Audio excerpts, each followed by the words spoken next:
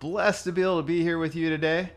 But did you know how you hold the club in your hands determines how much control and feel you have of the club face? I've got some great demonstrations for you today to work on one of the most important fundamentals in the golf swing. Join me in this process and start playing better golf. All right, let's go ahead and get started. If my hand is moving the same distance, but I get almost twice as far movement with the club head, that translates to speed. If I get my left hand across the calluses, then I grab my thumb and curl my fingers, I have more control because now this club is fitting into my hand much more solidly.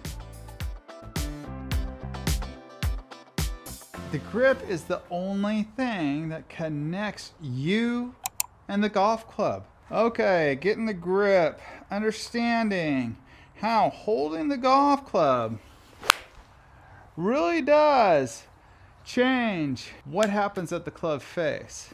A lot of people are going to be like drawing a diagonal line, and they're going to use a Sharpie, drawing a diagonal line right here across their hand, right? And you'll see those videos like this. What I want you to understand though is if you start with that diagonal line, what happens is as you close your fingers, the club still likes to slide up into the thumb area. So if I'm taking off my glove here and you look, if I go and I have this again at the diagonal and I hold it, this wants to slide up underneath that thumb. You have to be able to try to hold it really tight.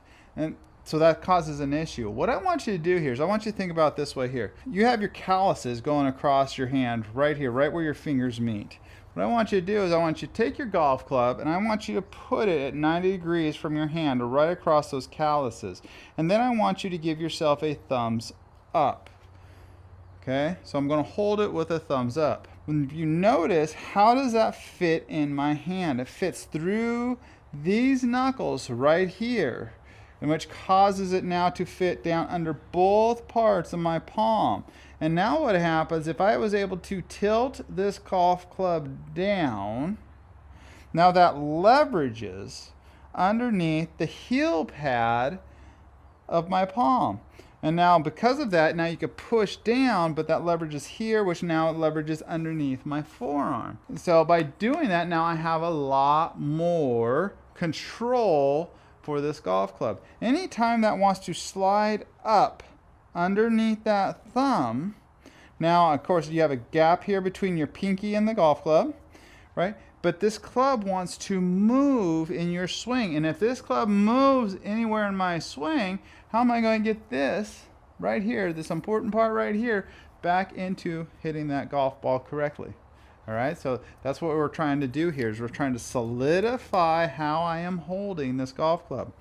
So again, across the calluses, make a thumbs up, and then from there, you're able to grab your thumb and close your fingers.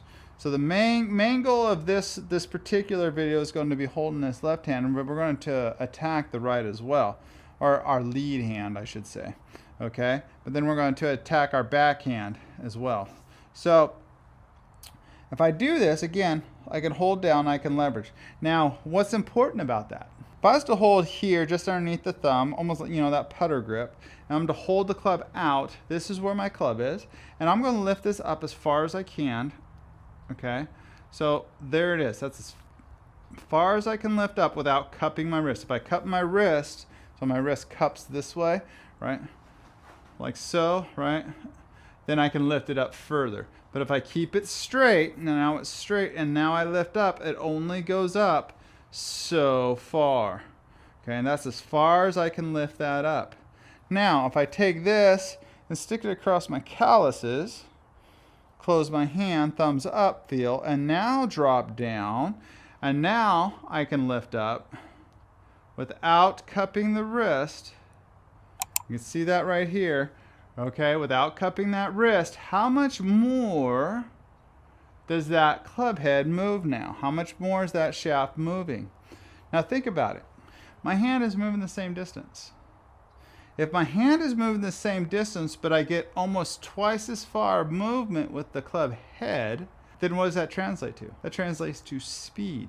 And in the golf swing, speed is distance. But I'm not creating more speed by trying to swing harder or moving my wrist more.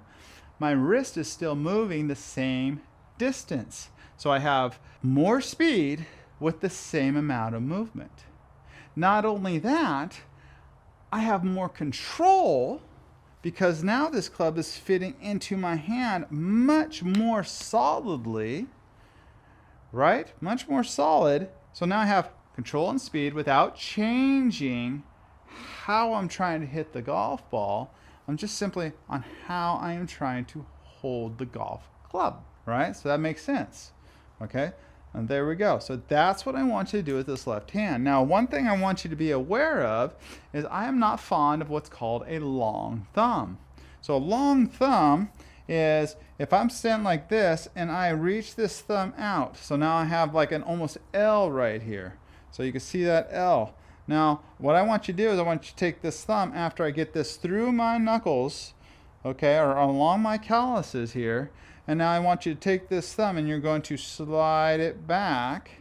So squish that back, squish the thumb back. Then you're going to create this thumb, this little line right here. Okay? So again, we have this little line right here versus reaching out that thumb this way. So reach it in. Okay, so now I have what is called a short thumb. All right, now I take my other hand and all I'm going to do is I'm not going to hold the golf club. And this is where a lot of amateurs really make a mistake with the right hand, is they want to reach in and they want to grab the golf club, right? And so once they grab the golf club, notice how I'm holding right here. They grab the golf club and then they close their fingers, and it's almost like the same way as they're trying to hold it with the left hand or the lead hand. Their following hand wants to grab and hold it, you know, kind of like a fork or, you know, stabbing something down this way. All right. Now the difference between holding it, grabbing the golf club, and then taking my hand and actually holding my thumb, putting this thumb on this thumb, and then just curling my fingers around, is like when you have a little kid learning how to color. That's how I like to describe this. So if you have a little kid learning to color, right? They grab their crayon and then how do they color? Right? Can they stay in the lines? They don't have a lot of control. So how do they learn control? Right? Oh, well, we hold the pencil or the crayon now, right, into this way. And now they have control on how they are drawing and how they are coloring. Okay, but that's the same way now of me holding the golf club. And so if I grab my thumb, put my thumb on top of my thumb, see the diagonal that my hand is. See, my fingers are diagonal, never this way, always this way. And then I can simply curl my fingers around the golf club. Stop trying to grab the golf club with your right hand. Hold your thumb, so thumb on top of thumb, and curl your fingers. Where they sit, they sit. They are not supposed to be wrapped all the way around and underneath. So your right hand now, again, the fingers curl around it. And that gives that little trigger finger effect. And another thing here is, again, I don't want to have that long thumb pointing out.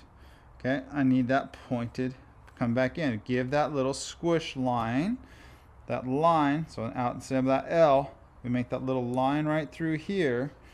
Okay, and then that's how that club is holding. And you'll notice another little checkpoint when we do this, get a little close up here, is this part of my hand, my right hand. So if I take that line, it goes right up through the middle of my wrist going this way. And if I grab that thumb, notice that line goes right through the middle of my wrist. My thumb is right through the middle of my wrist right there, and then I'm able to curl my fingers around. If I do that, but now that gives me control. Now a couple things we need to be aware of. Notice if I let go of this golf club, my hands are pretty much matching together. Okay, now what I don't want to do is I don't really want to mismatch my palms. If I do, I start locking up how my arms will move. So make sure your palms are pretty much matching when you hold. So So that means if I get my left hand across the calluses, then I grab my thumb and curl my fingers, and then I was to set up straight ahead right here.